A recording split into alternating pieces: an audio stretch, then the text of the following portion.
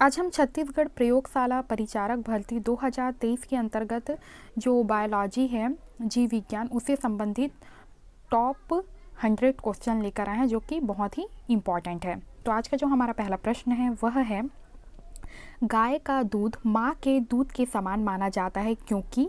तो इसका सही आंसर है ऑप्शन बी, क्योंकि इसमें कम वसा तथा कम लिपिड होता है। गाय के दूध में कम वसा तथा कम लिपिड होता है, इसलिए डॉक्टर जो हैं वो जब नवजात शिशु पैदा होता है तब कभी जब माँ का दूध नहीं आता तो उसे गाय का दूध जो है वो पिलाने के लिए कहा जाता है। अब है अगला, शहद में अत्यधिक प्रतिशत होती है। तो इसका सही आंसर है हमारा ऑप्शन डी, सुक्रोज। शहद में सबसे अधिक मात्रा जो होती है वो है सुक्रोज की मात्रा शहद में अधिक होती है। शहद में लगभग जो सुक्रोज की जो मात्रा है वो लगभग 76 से 80% तक सुक्रोज की मात्रा होती है शहद में। बाकी जो 17 से 20% जो होती है वो पानी की मात्रा होती है। अब है अगला, दाल वाले पौधों की जड़ों में पाया जाने वाला जीवाणु भूमि को उपजाऊ बनाने के लिए वायुमंडल की नाइट्रोजन को किस में परावर्तित कर देता है। तो इसका सही आंसर है हमारा ऑप्शन सी, नाइट्रेट। मुख्यतः जो दलहन फसलें वाली जो पौधे होते हैं उनकी जड़ों में गांठ पाया जाता है जो कि वायुमंडल के नाइट्रोजन को नाइट्रेट में परावर्तित कर देता है, और इसे नाइट्रेट जो परावर्तित करने वाले जो जीवाणु होते हैं नाइट्रोजन को नाइट्रेट में, वे नाइट्रोजन फिक्सेसिंग जीवाणु कहलाते हैं। अब है अगला, मनुष्य में रोग फैलाने वाला रोगवाहक कीट है। तो इसका सही आंसर है हमारा ऑप्शन सी, मच्छर। मच्छर जो है वो मुख्य रूप से डेंगू, मलेरिया जैसे हानिकारक जो रोग है वो मनुष्य में फैलाता है। अब है अगला, नीचे प्याज की गांठ की खड़ी काट का एक चित्र दिया गया है, इसके तीर द्वारा दिखाए गए भाग का नाम क्या है। तो इसका सही आंसर है ऑप्शन बी, अपस्थानिक मूल। मुख्यतः जो प्याज का जो पौधा होता है वह मुख्य रूप से इस तरीके से ज़मीन के अंदर स्थित होता है। ये ज़मीन के अंदर वाला भाग है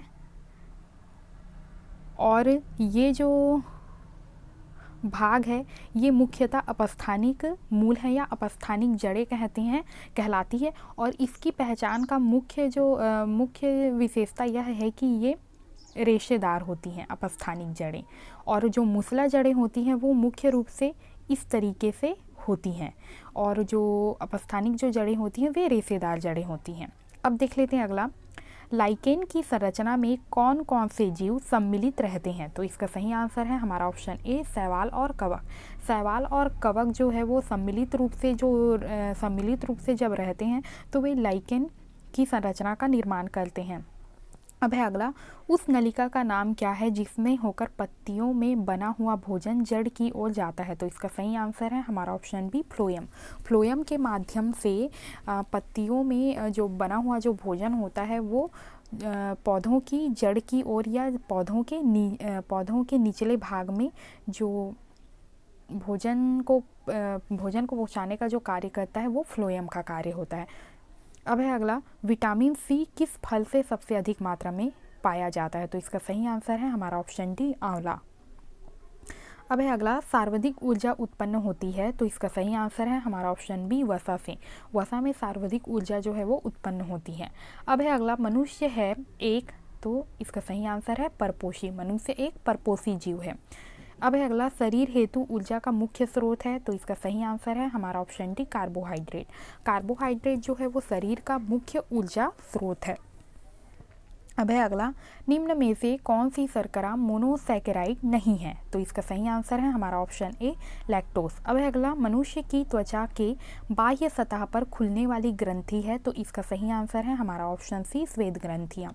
श्वेत ग्रंथियाँ जो होती है वो मुख्य रूप से मनुष्य की त्वचा के बाह्य सतह पर या बाहरी सतह पर स्थित होती है, जो कि मुख्य रूप से जो हानिकारक पदार्थ होता है हमारे शरीर के अंदर, जो हानिकारक पदार्थ होता है उसे शरीर से बाहर करने का कार्य करता है, चाहे वह पसीने के माध्यम से हो या किसी और। अब है अगला, अमरबेल है। अमरबेल क्या है। तो इसका सही आंसर है ऑप्शन ए, परजीवी। अमरबेल जो है वो मुख्य रूप से परजीवी पौधा है जो कि अपने भोजन के लिए दूसरे पर निर्भर रहता है और साथ ही अपने आधार के लिए भी दूसरे पर निर्भर रहता है। अब है अगला, जठर रस में कौन सा अम्ल पाया जाता है? तो इसका सही आंसर है हमारा ऑप्शन ए, हाइड्रोक्लोरिक अम्ल।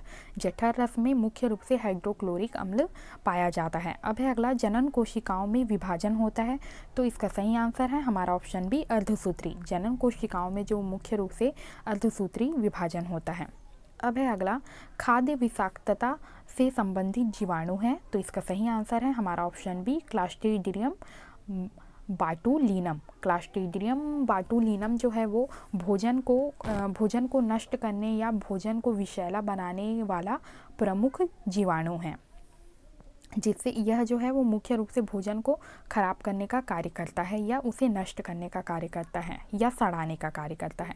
अब है अगला, शरीर में अवशिष्ट पदार्थ किस क्रिया के फलस्वरूप बनते हैं? तो इसका सही आंसर है हमारा ऑप्शन बी, उपापचय। उपापचय की प्रक्रिया के फलस्वरूप हमारे शरीर में अवशिष्ट पदार्थ बनता है, जो कि बड़ी आंत से छोटी आंत से होते हुए हमारे शरीर के बाहर निकाल दिया जाता है। अब है अगला, पत्तियों का हरा रंग कोशिका में पाई जाने वाली किस संरचना के कारण होता है? तो इसका सही आंसर है हमारा ऑप्शन डी, क्लोरोफिल। क्लोरोफिल जो है उसके कारण जो पत्तियां जो हैं पौधों की वे हरी होती हैं या हरी दिखाई देती हैं, और क्लोरोफिल जो है उसे पर्णहरिम भी कहा जाता है, जिसका मुख्य कार्य ये होता है कि जब पौधे प्रकाश संश्लेषण की प्रक्रिया को करते हैं तब वे सूर्य प्रकाश को क्लोरोफिल जो है वो अवशोषित करने का कार्य करता है, और फिर प्रकाश संश्लेषण की प्रक्रिया के बाद यह ऊर्जा का निर्माण करता है। अब है अगला, मनुष्य में अस्थियों की कुल संख्या है। तो इसका सही आंसर है ऑप्शन बी, 206। अब है अगला, ऐच्छिक पेशी कौन सी है? तो ऐच्छिक पेशी क्या है? तो इसका सही आंसर है ऑप्शन बी, रेखित पेशी। रेखित पेशी जो है वे ऐच्छिक पेशी हैं। अब है अगला, मनुष्य में हवा के माध्यम से फैलने वाली बीमारी है। तो इसका सही आंसर है हमारा ऑप्शन ए, खसरा। अब है अगला, मछलियाँ किस अंग से सांस लेती है? तो इसका सही आंसर है हमारा ऑप्शन बी, गिल्स। मछलियाँ जो होती हैं वे गिल्स के माध्यम से सांस लेती हैं पानी में। अब है अगला, मनुष्य के शरीर की सबसे बड़ी ग्रंथि है। तो इसका सही आंसर है हमारा ऑप्शन बी, यकृत। यकृत जो है वो मनुष्य के शरीर का सबसे बड़ा ग्रंथि है। अब है अगला, रुधिर दाब, ब्लड प्रेशर निम्न में से किस में पाया जाने वाला दाब है? तो इसका सही आंसर है हमारा ऑप्शन ए, धमनियों में। रुधिर दाब या ब्लड प्रेशर जो है वो मुख्य रूप से मनुष्य के धमनियों का दाब होता है, और इसे मापने के लिए मनुष्य के जो मनुष्य डॉक्टर जो होते हैं वे मनुष्य की धमनी को ही दबाकर देखते हैं। अब है अगला, रुधिर दाब मापा जाता है। तो इसका सही आंसर है स्फेग्नोमीटर से। तो रुधिर का जो दाब है वो स्फेग्नोमीटर से मापा जाता है। अब है अगला, मनुष्य में रुधिर की मात्रा पाई जाती है। तो इसका सही आंसर है हमारा ऑप्शन बी, 5 से 6 लीटर। अब है अगला, मनुष्य के हृदय में किस भाग में अशुद्ध रुधिर होता है? तो इसका सही आंसर है हमारा ऑप्शन ए, दाएं भाग में। मनुष्य के दाएं भाग में अशुद्ध रक्त या रुधिर होता है। अब है अगला, हीमोग्लोबिन का मुख्य कार्य है। तो इसका सही आंसर है हमारा ऑप्शन ए, ऑक्सीजन का परिवहन। हीमोग्लोबिन जो है वो मुख्य रूप से ऑक्सीजन के परिवहन में मदद करता है। हीमोग्लोबिन जो होता है वो ऑक्सीजन जो रक्त जो होता है वह मुख्य रूप से ऑक्सीजन युक्त होता है, या रक्त में ही जो ऑक्सीजन है वह परिवहन या ट्रांसफ़र की जो प्रक्रिया है वह किया जाता है, वह रक्त के माध्यम से ही ऑक्सीजन को इधर उधर शरीर के सभी भागों में हीमोग्लोबिन के माध्यम से पहुंचाया जाता है। अब है अगला, कोशिकाएं क्रियाएं नियंत्रित होती हैं। कोशिकाएं क्रियाएं नियंत्रित होती हैं। तो इसका सही आंसर है केंद्रक द्वारा। केंद्रक जो होता है वो किसी भी शरीर या किसी भी शरीर का मुख्य केंद्रक होता है, या संचालक स्तर होता है, या संचालित करने का जो कार्य है वो मुख्य रूप से केंद्रक के द्वारा होता है। अब है अगला, मांसाहारी जंतुओं में पाए जाने वाले विशेष प्रकार के दांत का नाम है। तो इसका सही आंसर है हमारा ऑप्शन बी, केनाइल दंत। अब है अगला, निम्न में से कौन सा सजीव नहीं है? तो इसका सही आंसर है हमारा ऑप्शन सी, काष्ठीय कुर्सियाँ। बाकी अमीबा, घास, हाथी ये सभी सजीव हैं। काष्ठीय कुर्सी जो है वो एक सजीव नहीं है। अब है अगला, पौधों में पाए जाने वाला जाइलम एवं फ्लोएम है, तो इसका सही आंसर है हमारा ऑप्शन बी ऊतक। जाइलम और फ्लोएम जो होते हैं वे मुख्य रूप से ऊतक होते हैं या जिसे टिश्यू भी कहा जाता है। अब है अगला, निम्न में से कौन एक कोशिकीय जीव नहीं है, तो इसका सही आंसर है हमारा ऑप्शन डी कौवा। कौवा जो है वो एक कोशिकीय जीव नहीं है बल्कि बहुकोशिकीय है, क्योंकि यहाँ पे देखिए अमीबा जो है वो एक कोशिकीय है, पैरामीशियम जो है वो एक कोशिकीय है, जीवाणु जो है वो एक कोशिकीय है। एक कोशिकीय जीव मतलब ये होता है कि जो एक कोशिका के माध्यम से अपनी सारी क्रियाओं को करता है या अपने पूरे शरीर का संचालन वो एक कोशिका के माध्यम से करता है, वे एक कोशिकी कहलाते हैं। अब है अगला, जीवों की संरचनात्मक इकाई है, तो इसका सही आंसर है हमारा ऑप्शन ए कोशिका। जीवों की संरचनात्मक इकाई क्या है, कोशिका है। अब है अगला, एक सजीव कोशिका में माइटोकॉन्ड्रिया की भूमिका होती है, तो इसका सही आंसर है हमारा ऑप्शन ए कोशिका के लिए ऊर्जा उत्पन्न करना। माइटोकॉन्ड्रिया जो है वो ऊर्जा घर के नाम से भी जाना जाता है या पावर ऑफ एनर्जी भी कहा जाता है माइटोकॉन्ड्रिया को, क्योंकि ये ऊर्जा उत्पन्न करने का ही कार्य करता है। अब है अगला, हानिकारक जीव है, तो इसका सही आंसर है ऑप्शन सी एंट अमीबा। एंट अमीबा जो है वो एक हानिकारक जीव है। अब है अगला, परजीवी पौधा है, तो इसका सही आंसर है हमारा ऑप्शन ए अमरबेल। अब है अगला, नीचे मनुष्य की आहार नली का चित्र दिया है, इसमें तीर द्वारा दिखाए गए भाग का नाम क्या है, तो यहाँ पे जो तीर दिखाया गया है इस भाग का नाम बताना है हमें। तो यहाँ पे ऑप्शन दिया हुआ है अग्नाशय, वृहद आंत, प्लीहा, अमाशय, तो इसका सही आंसर है ऑप्शन ए अग्नाशय। ये वाला जो एरिया है ये वाला जो एरिया है वो है अग्नाशय। अब देख लेते हैं अगला, शरीर का तापक्रम नियंत्रण शरीर का कौन सा उत्सर्जी अंग करता है, इसका सही आंसर है हमारा ऑप्शन सी त्वचा। त्वचा जो है वो मुख्य रूप से शरीर के जो तापक्रम को नियंत्रित करने का कार्य करता है। जैसे अधिक ताप होने पर शरीर से पसीना निकलने लगता है, इस प्रकार की जो प्रक्रियाओं का नियंत्रण जो है वो त्वचा के द्वारा किया जाता है। फिर है रक्त है एक, तो रक्त एक क्या है, संयोजी ऊतक है, इसका सही आंसर है ऑप्शन बी संयोजी ऊतक। रक्त जो है वो एक संयोजी ऊतक है। अब है अगला, रुधिर स्कंदन हेतु आवश्यक विटामिन है, तो इसका सही आंसर है हमारा ऑप्शन डी विटामिन के। विटामिन के जो है वो रुधिर स्कंदन हेतु विटामिन है। अब है अगला, घेंघा रोग किसकी कमी से होता है, तो इसका सही आंसर है हमारा ऑप्शन बी आयोडीन की। आयोडीन की कमी से घेंघा रोग होता है। फिर है दांतों एवं अस्थियों में विकृति किसकी अधिकता के कारण होता है, तो इसका सही आंसर है हमारा ऑप्शन सी फ्लोरीन। अब है अगला, कृत्रिम वृक्क की क्रिया प्रणाली में कौन सी प्रक्रिया शामिल होती है, तो इसका सही आंसर है हमारा ऑप्शन बी डायलिसिस। अब है अगला, सर्वाधिक रूप से पृथ्वी पर पाया जाने वाला कार्बनिक पदार्थ यानी कार्बोहाइड्रेट उत्पादित होता है, इसका सही आंसर है हमारा ऑप्शन ए कुछ जीवाणु, शैवाल तथा हरे पौधों द्वारा। अब है अगला, स्वनियंत्रित प्रणाली के रूप में जीवों में आंतरिक अनुकूलन वातावरण का नियमन कहलाता है, तो ये कहलाता है हमारा ऑप्शन डी समस्थापन। अब है अगला, कोशिका की खोज किस वैज्ञानिक ने किया, इसका सही आंसर है हमारा ऑप्शन ए रॉबर्ट हुक ने। अब है हमारा अगला प्रश्न, मूत्र में सोडियम उत्सर्जन कर नियंत्रण किया जाता है, इसका सही आंसर है हमारा ऑप्शन सी एड्रीनल कॉर्टेक्स के द्वारा। अब है अगला, मनुष्य द्वारा 24 घंटे में कितना मूत्र निष्कासित किया जाता है, तो इसका सही आंसर है हमारा ऑप्शन बी 1.5 लीटर। अब है अगला, जीवों में सर्वाधिक मात्रा में तत्व होते हैं, तो इसका सही आंसर है हमारा ऑप्शन बी कार्बन, हाइड्रोजन और ऑक्सीजन।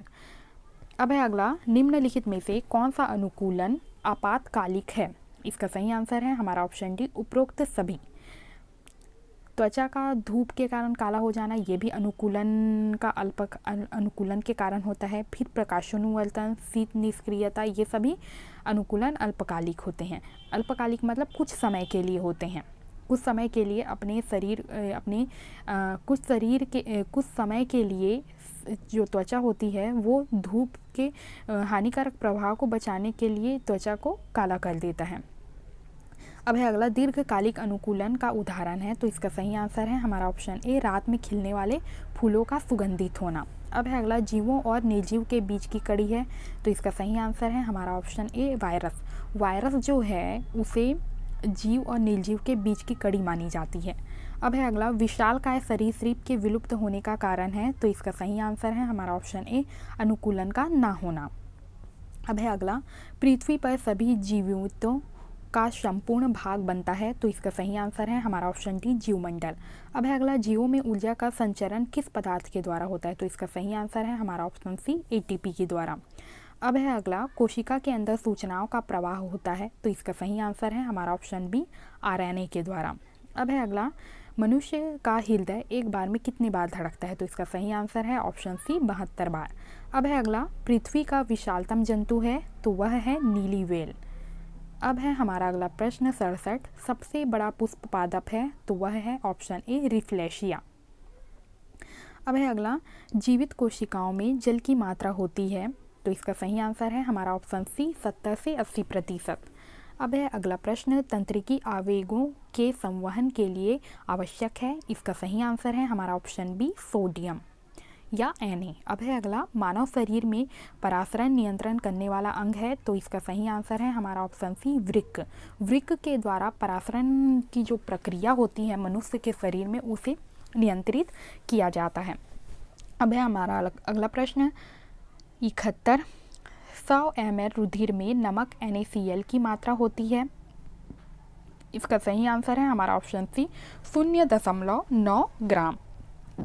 अब है अगला 72, अगला प्रश्न 72, पौधों में जल की हानि मुख्यतः किसके द्वारा होती है, तो इसका सही आंसर है हमारा ऑप्शन सी, पत्ती के द्वारा, क्योंकि पत्ती के द्वारा वाष्पोत्सर्जन की प्रक्रिया जो होती है वह होता है जिसमें जल की जो हानि है वो मुख्य रूप से होता है। अब है अगला, RH फैक्टर किसके नाम से जाना जाता है, तो इसका सही आंसर है हमारा ऑप्शन सी, बंदर। अब है अगला, पर्णाभस्तंभ होते हैं, तो इसका सही आंसर है हमारा ऑप्शन ए, हरे प्रकाश संश्लेषी अनिश्चित वृद्धि वाले तने। अब है हमारा अगला प्रश्न, फेफड़े से हृदय में रक्त कहाँ से आता है, तो इसका सही आंसर है हमारा ऑप्शन सी, बायां निलय से। अब है अगला, इस राज्य में कुल राष्ट्रीय उद्यान वन्य जीव अभ्यारण्य की संख्या है, तो 3 से 11। अब है अगला, पार्श्वी मूल की उत्पत्ति होती है, तो इसका सही आंसर है ऑप्शन सी, पेरीसाइकिलीज से। अब है अगला, वेंडा की वेलामेन जड़ें हैं, तो इसका सही आंसर है हमारा ऑप्शन बी, गैसों का विनिमय करने के लिए। वेंडा में जो वेलामेन जड़ें उपस्थित होती है वह मुख्य रूप से गैसों के विनिमय करने के लिए ही होती है। अब है अगला, मूल टोप का कार्य है, तो इसका जो सही आंसर है वो है हमारा ऑप्शन सी, मूलाग्र की रक्षा एवं गुरुत्वानुवर्ती गति का नियंत्रण करने के लिए। अब है अगला, फलीदार पौधों में किस प्रकार के मूल पाए जाते हैं, तो इसका सही आंसर है हमारा ऑप्शन डी, ग्रंथ की मूल। अब है अगला 81, वेलामेन ऊतक किस में मिलता है, तो इसका सही आंसर है हमारा ऑप्शन डी, आर्किड की वायवी जड़ों में। अब है अगला प्रश्न, कीटभक्षी पौधों के द्वारा कीटों का भक्षण करने का प्रमुख कारण है, तो इसका सही आंसर है ऑप्शन डी, नाइट्रोजन प्राप्त करना। कीटभक्षी जो पौधे होते हैं वह मुख्य रूप से कीटों का भक्षण इसलिए करते हैं ताकि वह अपने शरीर में नाइट्रोजन की जो पूर्ति है, नाइट्रोजन की आवश्यकता को पूर्ण कर सकें। अब है अगला, जड़ों में संवहन ऊतक पित्त के चारों ओर बंडल के रूप में बिखरे रहने के बजाय ठोस भाग बनाते हैं, जिसका परिणाम होता है, इसका सही आंसर है हमारा ऑप्शन ए, बैगैल तनन सामर्थ्य और हानि हुए लचकदार रहना। अब है अगला, द्वितीयक वृद्धि के बाद द्विबीजपत्री जड़ का वलकूट होता है, इसका सही आंसर ऑप्शन बी, पूर्णतः हट जाता है वलकूट। अब है अगला,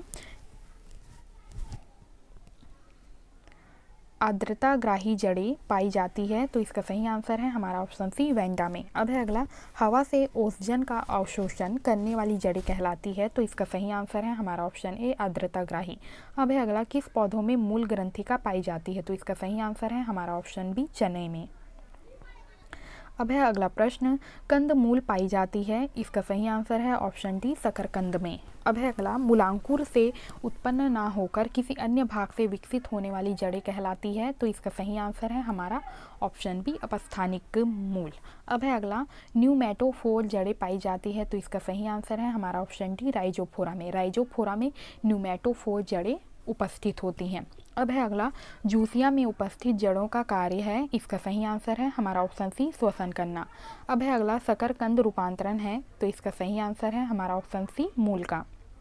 अब है अगला, मक्के की स्तंभ मूल विकसित होती है, तो इसका सही आंसर है हमारा ऑप्शन ए, निचली पर्वत संधियों से। अब है अगला, निम्न में से किस जड़ में भोजन संग्रहित होता है, तो इसका सही आंसर है हमारा ऑप्शन बी, मूसला जड़ में। अब है अगला, कांदिल मूल का उदाहरण है, तो इसका सही आंसर है हमारा ऑप्शन बी, रेलवे क्रीपर। अब है अगला, शकरकंद में भोजन संग्रहित होता है, इसका सही आंसर है हमारा ऑप्शन सी, जड़ों में। अब है अगला, स्तंभ मूल होती है, इसका सही आंसर है हमारा ऑप्शन डी, अपस्थानिक जड़ें। अब है अगला प्रश्न 98, श्वसन मूल मिलती है, तो इसका सही आंसर है हमारा ऑप्शन सी, जूसिया में।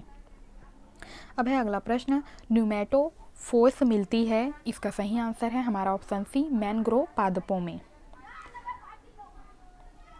अब है हमारा अगला प्रश्न, आलू का कंद होता है रूपांतरित, इसका सही आंसर है हमारा ऑप्शन बी, स्तंभ में।